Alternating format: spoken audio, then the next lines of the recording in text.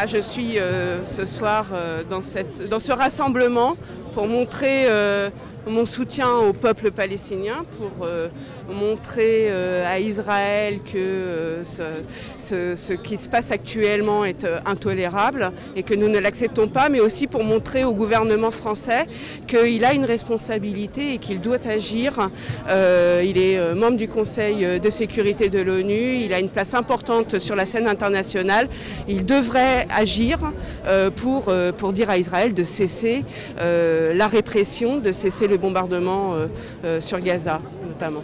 Alors, en tant que citoyen français, ici, quelles sont nos possibilités d'agir concrètement en solidarité avec les Palestiniens ?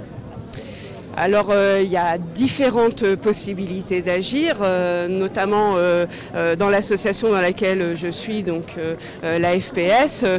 Nous développons différents types d'actions. Nous avons les initiatives vis-à-vis du gouvernement et ce que je viens de dire, parce que ça me paraît quand même très important de bien pointer du doigt qui peut agir et le fait que ce conflit peut avoir des solutions à condition que on ne dise pas que c'est juste un tête-à-tête entre Israël et la Palestine et les Palestiniens, comme s'il y avait égalité, symétrie et comme s'il y avait volonté de la part d'Israël de négocier, mais que bien il y a une scène internationale, il y a des acteurs internationaux qui sont en capacité d'agir et donc c'est je pense une des premières actions que l'on a, qui est importante, d'agir vis-à-vis du gouvernement, donc ces différents types d'actions, de lettres, de rencontres, d'exigences, et puis avec le soutien aussi de parlementaires, d'élus qui sont très importants. Donc on a une action très importante vis-à-vis des élus, vis-à-vis du gouvernement qui me semble primordiale. L'autre façon d'agir, c'est aussi de s'adresser à la population française par le biais de pétitions, par le biais d'actions et notamment au travers l'action de ce qu'on appelle BDS, boycott, désinvestissement, sanctions. Donc il y a trois parties dans ces actions et qui sont trois parties importantes. La partie boycott, c'est d'appeler les citoyens de ce pays à boycotter les produits qui proviennent des colonies ou qui proviennent d'Israël mais qui ne sont pas étiquetés, où on ne sait pas en réalité d'où ils viennent, parce que vous avez un certain nombre de produits qui sont étiquetés venant d'Israël et qui en réalité viennent des colonies qui sont en Cisjordanie, notamment la vallée du Jourdain et d'autres colonies. Donc comme Israël n'est pas transparent avec les produits, on se retrouve à boycotter l'ensemble des produits et on boycotte. L'idée c'est de dire on boycotte tant que l'État d'Israël ne respecte pas le droit international, ne respecte pas les résolutions de l'ONU. C'est notre moyen, nous les citoyens, de pouvoir agir, parce que nous on n'a pas un moyen d'action direct vis-à-vis des gouvernements, mais on peut agir de cette manière-là. Et vu l'état dans lequel se met Israël sur cette action de boycott, c'est peut-être symbolique, mais ça a visiblement quand même un peu d'impact, puisque ça dérange beaucoup l'État d'Israël, parce que en réalité ça montre que ce pays est hors l'état international, hors du droit international. Je disais qu'il y avait trois points, donc boycott, il y a aussi des investissements. Des investissements, c'est faire pression sur des entreprises françaises notamment, mais d'autres aussi entreprises internationales, qui investissent en Israël et dans les colonies et qui donc concourent de cette manière-là aussi à la colonisation et à l'oppression du peuple palestinien.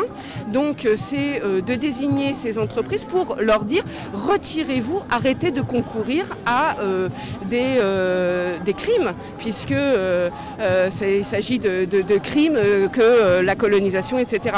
Je pense notamment à Orange, qui avait des investissements dans les colonies en Cisjordanie et qui a décidé par la pression, par les actions, de retirer ces actions qu'elle avait dans les colonies.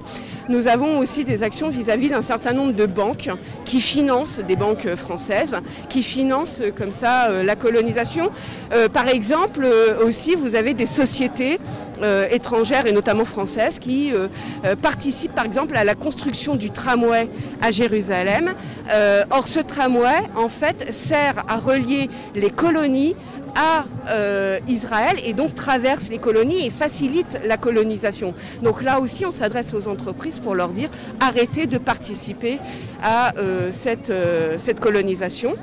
Le troisième, c'est les sanctions. Il faut, et ça s'adresse aux États évidemment, les États doivent prendre des sanctions tant que le droit international n'est pas respecté. Il y a suffisamment de résolutions de l'ONU qui imposent de respecter le droit des Palestiniens, qui imposent de respecter l'autodétermination des Palestiniens, que Israël ne respecte pas, et donc les États, ça devrait entraîner un certain nombre de sanctions, et donc nous agissons aussi, c'est ce que je disais tout à l'heure, vis-à-vis du gouvernement français pour qu'il passe à des sanctions vis-à-vis d'Israël. Je pense notamment à l'accord d'association signé avec l'Union européenne, où il y a un accord d'association avec Israël, notamment sur l'université, sur des recherches, etc. Il ne s'agit pas de dire on fait plus de recherche, on fait plus. Il s'agit de dire que on a un moyen pour dire à Israël vous devez vous conformer au droit.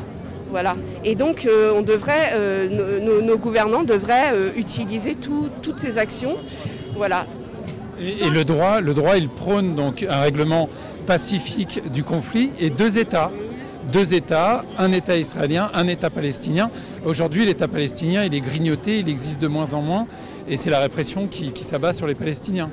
C'est ça, c'est-à-dire qu'actuellement, le droit international, il en est resté aux frontières, ce qu'on appelle les frontières de 67, donc qui effectivement partagent entre Israël et la Cisjordanie, sauf qu'aujourd'hui la Cisjordanie effectivement est totalement grignotée.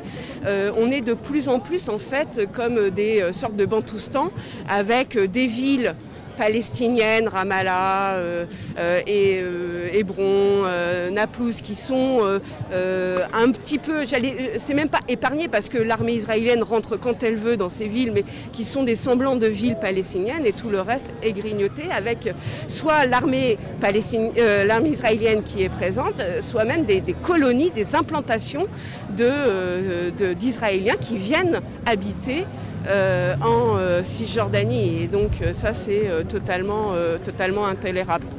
J'allais ajouter un point qui me paraît aussi important dans les moyens d'action, c'est qu'aujourd'hui il y a un gros dossier devant la Cour pénale internationale qui est en train d'être instruit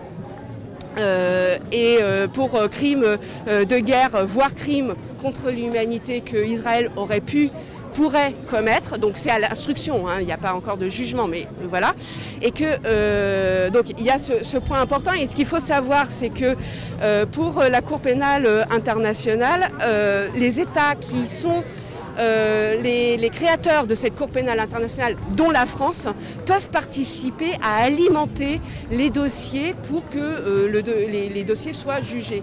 Et la France, pour l'instant, est complètement atone, ne bouge pas par rapport à ce dossier, alors qu'elle pourrait jouer un rôle très important là aussi pour que l'instruction soit faite, pour qu'il y ait un véritable jugement des crimes qui sont commis par Israël. J'ai parlé beaucoup de la Cisjordanie. Bien évidemment, je n'oublie pas Gaza, qui est complètement enfermé, où les Gazaouis ne peuvent pas sortir sans autorisation des Israéliens, où ils sont privés de tout, électricité, eau, et c'est purement scandaleux que cette situation. C'est même là où des crimes contre l'humanité pourraient être trouvés dans ce qui se passe actuellement.